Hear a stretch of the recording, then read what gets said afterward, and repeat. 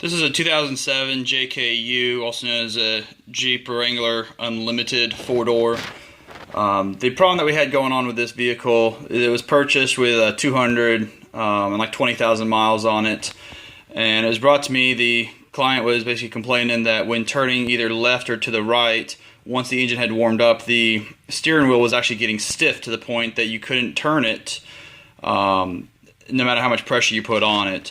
When going through some of the stuff, it was discovered that there was some power steering fluid put in this, where it actually is supposed to be using automatic transmission fluid, ATF plus 4, which is what it is here. That's what the Jeep actually calls for 4. That's what's supposed to be put in for it. I think part of the problem is, as you can see here on the cap, it says a use approved power steering fluid, which most people would just think is regular power steering fluid, but like I stated earlier, it is ATF plus 4. What I decided to do is go and do a complete flush on this system, and the vehicle's got over 232,000 miles now. So while doing a complete flush on the system, we also changed out the power steering pump. It had a little bit of a wobble to it. I'm not going to go in depth about how to change that out. There are plenty of those online of how to change that. It just requires a part. Basically comes over this part, pulls the pulley off of the actual shaft, and then you put the new one on, bolt it back up. It's a very simple job. What I did do though is, in the mix of it, as I started the video off, is I actually put on a power steering cooler. What this is going to do and help prevent is some of that heat that was causing. It will help kind of cool that down a little bit more, and with the vehicle with so much mileage on it, a little bit better cooling system, it doesn't always hurt. What I've done here is, where you can see where the power steering reservoir is here, I cut the factory tube here off about halfway and basically spliced in the tube that came with the power steering cooler. Down below here, I know it's a little hard to see, you can see right here, this here is a power steering fluid filter to actually help kind of clean out some of that gunk. It was like about $17 or $18 from Advance, so I basically spliced that on in line with the same system here. I know it might be a little hard to see here. This is kind of from the opposite angle, but basically what you're looking at here is where this line comes up down here. That's where it's starting to come up, and normally this line here, where it's coming into the filter, this one right here, would normally come up and be your return into your filter.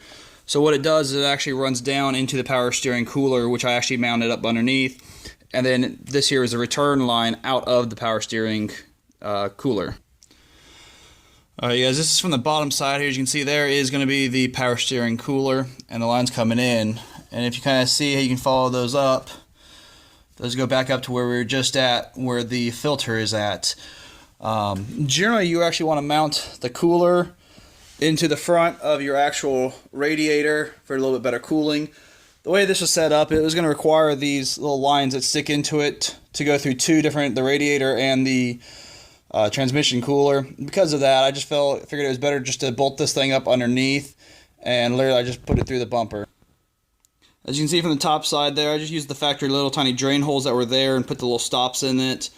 Because of the mileage on this, the customer is not worried about that little bit of a cosmetic, and they have no plans of changing out this factory bumper for anything else, so it was a good all-in-all workout for them.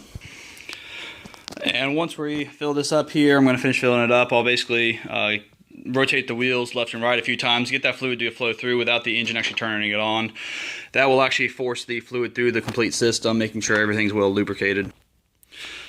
And that pretty much sums it up. The fluid works well, it's not freezing up anymore, and it's good to go a couple more 100,000 miles. Alright you guys, and last but not least here, I'll just go over kind of the parts real quick here, just in case some of you guys have a hard time finding it here. The first one here is obviously going to be the Transmac ATF automatic transmission fluid plus 4. This here is basically what you're using for your fluid. You got your power steering cooler. This is from Advanced Auto, part number 241009. This here is going to be the actual filter that I basically put in. It is done by MagnaPure, and it appears that the part number on that is 20-0038F. This here is the power steering kit that they do the loaner tools on to basically get the power steering box apart. And again, there's multiple videos showing you how to do that. And last but not least here, you've got the new power steering pump. Manufacturer number is 96-1001, and that is for a brand new Cardone Select pump here. Nope, sorry about that.